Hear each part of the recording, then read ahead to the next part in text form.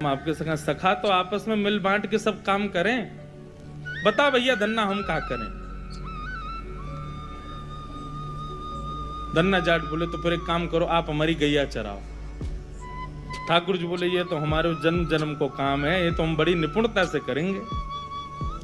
और बंधुओं यही होता, धन्ना जाट अपने घर से गैया लेके जाता और वन में जाकर के ठाकुर जी को जैसे ही बाहर पधराता, इतने में वृक्ष के पीछे से ठाकुर जी आ जाते और ठाकुर जी कहते धन्ना अब तू जाके आराम कर, हम गैया चरा देंगे। और सारी गैया ठाकुर जी चराते। शाम का समय जब होता तब धन्ना जी जाते और जाके ठाकुर जी को दोबारा अपनी जेब में रख के गैया लेके आ जाते। एक दिन वो महात्मा आ गए जो धन्ना जी को वो पत्थर दे के गए थे। जैसे ही घर पे आए तो धन्ना जी लेटे थे। महात्मा आके बोले और बताओ भाई धन्ना सब ठीक? अरे गुरुजी आए, गुरुजी जय हो, गुरुजी प्रणाम आपके चरणों में। और बताओ वो कहाँ है तुम्हारे राजा भगवान? बोले भगवान तो गैया चरावे गए हैं अभी, ये समय तो गैया चराने का है ना, गैया चरावे जामे वो रोज। महात्मा बोले देखो कुछ भी बोलता है, ये अभी बालक ही है, छोटा ही है अभी। माता पिता ही बोले कहाँ बताएं, ऐसी या की सोच है, गैया ने छोड़ आवे पता ना कहाँ, शाम को ले आवे उन्हें। अरे गुरुजी ये लोग मानते नहीं है मेरी बात। गुरुजी बोले तो फिर वो शिला कहाँ है जो हमने तुमको दी थी? बोले उन्हीं की तो कह रहा हूं गुरुजी, वो गैया चराने गए। गुरुजी बोले ये तो कुछ भी कह रहा है।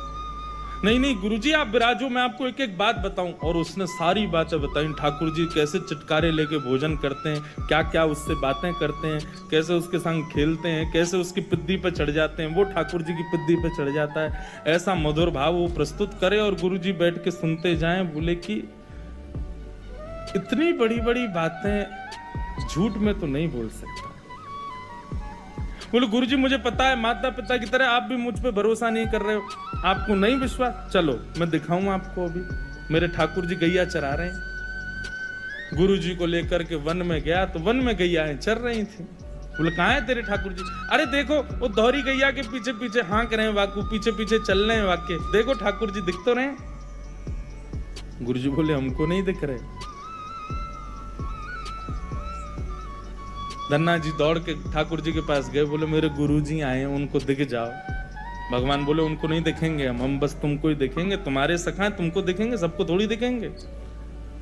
अरे भैया ऐसा मत करो। क्यों? बोले आपको और मोको एक दूसरे से मिलवावे वाले तो गुरुजी हैं। गुरुजी यदि मुझको नहीं देके जाते आपको तो आप मुझे कैसे मिलते? मेरे गुरुदेव हैं, इन्होंने ही तो मुझको दिया था आपको। ठाकुर जी रीझ गए, पुनः पुनः धन्ना को हृदय से लगाए, इसकी भक्ति ऐसा भाव। इतने में ही नील माधव नीलमणि ठाकुर जी प्रकट हो गए। और जैसे ही प्रकट हुए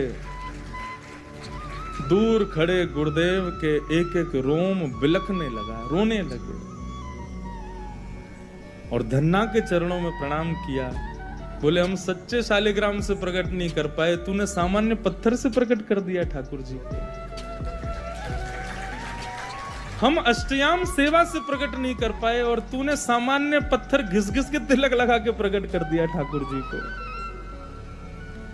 हम 56 भोग पधरा करके ठाकुर जी को प्रकट नहीं कर पाए, तू बेसर की रोटी खवा के ठाकुर जी को चटकारे दिलवाता है। हम यहाँ ठाकुर जी से प्रार्थना करते हैं कभी त्रिभंग लली से सीधे लली भी बन जाओ, ने पूरे दिन यूं ही खड़े रहो, दर्द है जाता होगा, हाथ में ने हाथ सीधे कर लो। तू ठाकुर जी से गैया चरवा रहा है अपनी। धन्य है धन्ना तेरी भक्ति को।